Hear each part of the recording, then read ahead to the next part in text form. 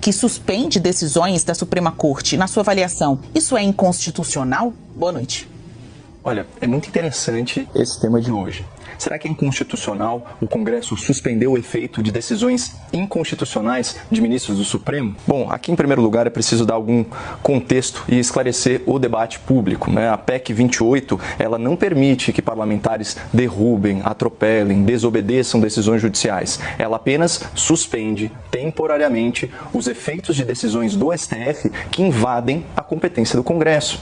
Fica muito mais fácil de entender citando exemplos práticos, ainda que hipotéticos. Em 2019, o STF repentinamente mudou seu entendimento sobre a prisão após julgamento em segunda instância. Isso permitiu aí que uma série de condenados por corrupção, incluindo à época o senhor Lula da Silva, se livrassem do cárcere. Com a PEC 28, o Congresso poderia reagir a essa inovação jurídica penal e suspender os efeitos da decisão pelo voto de 2/3 dos seus parlamentares. E o que aconteceria a partir daí? O Supremo poderia reverter essa suspensão com o voto de 4/5 dos ministros. Ou seja, na PEC 28, a palavra final permanece com o STF. Isso é muito importante. Bom, seguindo aqui o exemplo hipotético da prisão após julgamento de segunda instância, vale lembrar que a vitória da impunidade lá no STF foi por uma margem muito estreita. Ela foi por 6-5, graças a uma súbita mudança de opinião do ministro Gilmar Mendes. Ou seja, provavelmente, se vigorasse a PEC 28, o STF não conseguiria reverter a suspensão votada pelo Congresso. E aí os deputados e os senadores teriam 2 anos para legislar sobre esse assunto. E se o Congresso não se manifestasse, voltaria a valer a decisão do Supremo. Então, percebam que ao invés de violar a separação dos poderes, a PEC 28 apenas reforça esse pilar constitucional. Quando centenas de parlamentares, 2/3 deles, concordarem que o STF extrapolou as suas atribuições, invadiu a competência do Congresso, o Congresso susta a decisão, devolve o tema para o STF e, se o Supremo não formar uma maioria qualificada, fica estabelecido um prazo para que deputados e senadores deliberem sobre o assunto e reformulem a lei. Se não, volta a valer o que os ministros do Supremo decidiram.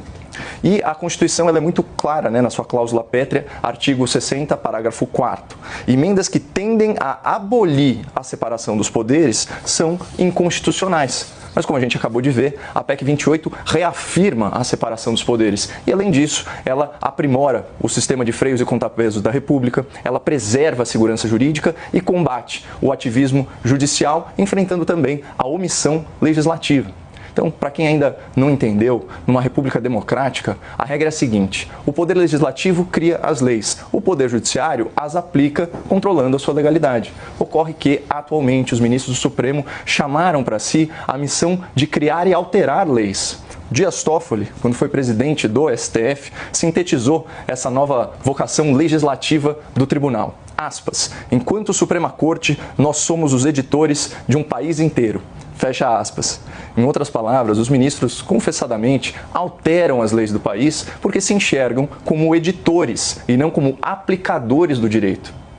Segundo aqui o Datafolha e a CNT, cerca de 7 em cada 10 brasileiros é contra mudanças na lei do aborto, contra a saidinha de presos em datas comemorativas e contra a legalização do porte de maconha. Ainda assim, os ministros do STF votaram pela alteração dessas leis como se fossem mesmo editores da República, substituindo os representantes eleitos para o Congresso Nacional. Portanto, a PEC 28 apenas permite que o Congresso reaja a esses excessos editoriais, reafirmando a separação dos poderes. A PEC 28 não é inconstitucional, ela apenas corrige inconstitucionalidades e talvez por isso foi tão mal recebida pelos detentores do poder e seus embaixadores na imprensa.